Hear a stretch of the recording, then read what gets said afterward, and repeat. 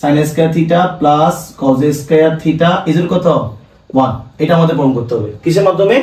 জ্যামিতিক উপায়। কেমন? আমি এখানে করতেছি, মনে করে দেখো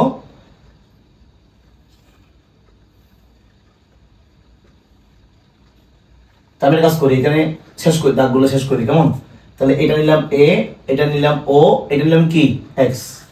তাহলে মনে করি a o x is equal to theta.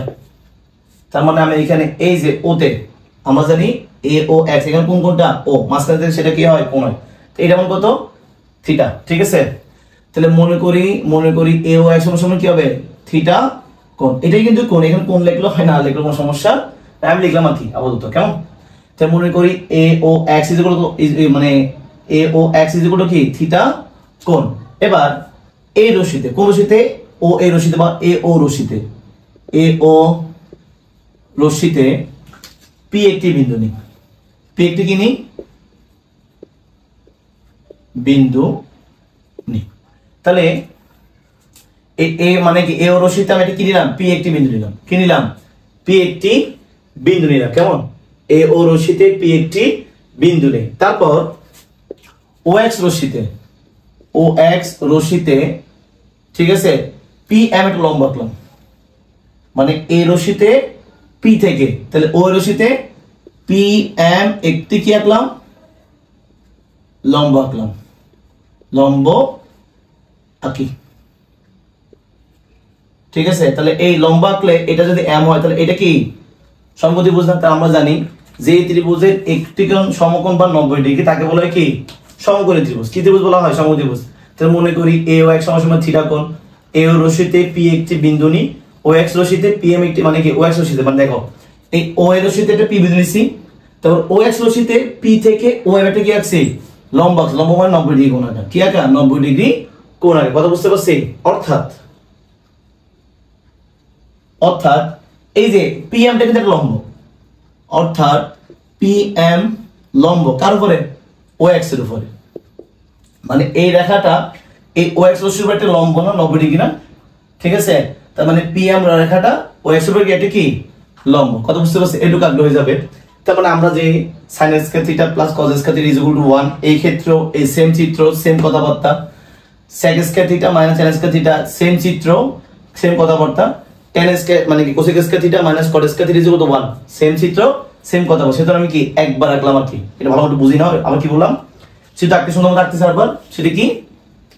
প্রথমে a o x, তাহলে a o x এটা কিনলাম থিটা কোণ নিলাম। তাহলে মনে করি a o x সমান কি থিটা কোণ। তাহলে a ও রশ্মিতে m p কি করলাম? p একটি বিন্দু নিছি। তাহলে ওই ও রশ্মি মানে a ও রশ্মিতে p টি কিনি বিন্দু নিলাম। বিন্দু নেওয়ার পর এই ও x রশ্মিতে p থেকে একটা লম্ব আঁকলাম, নাম দিলাম কি pm। এটা আমার কত ডিগ্রি? 90 ডিগ্রি। কথা বুঝতে পারছি? এখন আমাদের চাইছে কি? চাইছে কি sin square theta plus cos square theta equal কত 1। তাহলে লেফট হ্যান্ড সাইড কি আছে? লেফট হ্যান্ড সাইড কি sin square theta plus cos square theta. ঠিক আছে, এখন আমার কাজ হচ্ছে এই sin square theta plus cos square theta দিয়ে কি না 1 না। কেমন? তো একটু আগে টপিকটি ছিল থিটা কোণের সাপেক্ষে মানে ত্রিকোণমিতিক অনুপাতের যে বাহু নির্ণয়গুলো ছিল বা অনুপাত ছিল সেটা আর কি। সাইন কি ছিল মনে আছে? লম্ব বাই অতিভুজ মানে লতি লম্ব। এখানে এখন মানে কি আসবে লম্বটা মনে থাকবে কিন্তু চিত্র দিয়ে মানতে হবে। এখানে আমরা দেখাচ্ছি এইটা থিটা কোণ, এটা কি হবে? অতিভুজ না? অতিভুজ। আর সরি কি লিখতেছি, এটা হবে লম্ব, এটা হবে যে কি অতিভুজ। থিটা কোণের বিপরীত হবে লম্ব, সমকোণের বিপরীতে কি হবে? অতিভুজ। তার লম্ব থেকে বের করে আটা কি থাকবে? এটা থাকবে ভূমি। এই বাবু দিছি পরীক্ষার সময় এটা লিখতে হবে না, অতিভুজ লম্ব হয়ে লিখতে হবে না। এটা কেন লিখলাম? বোঝানোর জন্য। কেমন? তা সাইন মানে কি লতি, সাইন মানে কি লতি মানে লম্ব বাই অতিভুজ। লম্ব কোনটা? এটা লম্ব হচ্ছে pm আর অতিভুজ কোনটা? op। এখানে স্কয়ার আছে না? স্কয়ার বাদ দিতে হবে। তা সাইন মানে লম্ব বাই অতিভুজ। বড় বলছি আমি বেসিক ক্লাসগুলো বেরিয়ে পড়েছিল।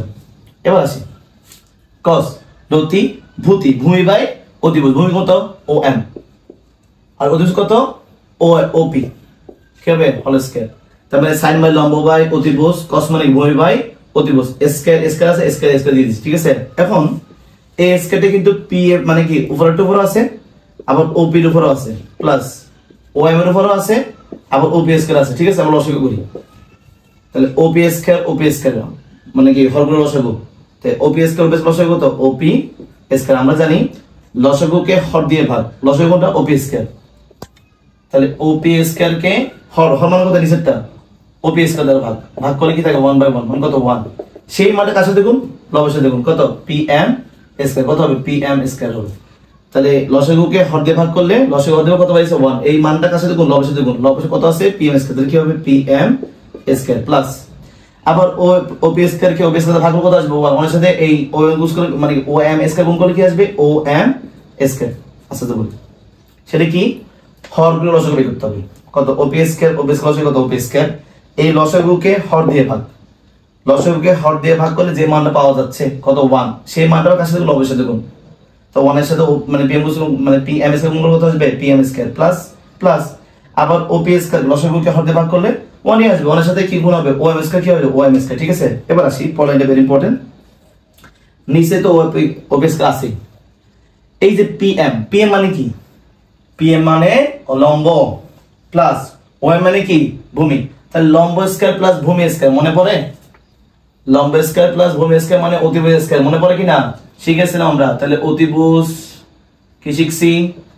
অতিভুজ স্কয়ার ইজ ইকুয়াল টু লম্ব স্কয়ার প্লাস কি? ভূমি স্কয়ার। সেটা কি দেখেন না? পিএম মানে লম্ব, ওএম মানে কি? ভূমি। তো লম্ব স্কয়ার প্লাস ভূমি স্কয়ার মানে কি? অতিভুজ স্কয়ার। এখানে অতিভুজ মানে কোনটা? ওপি স্কয়ার। তাহলে ওপি স্কয়ার, এই ওপি স্কয়ার কি কাটা যায়? 1 বাই কত? 1 ইজ কত? 1। আর এখানে রাইট আছে কত? 1। ঠিক আছে, মানে কি হবে? 1। সুতরাং কি হবে? Left hand side is equal to কি? Right hand side. ঠিক আছে।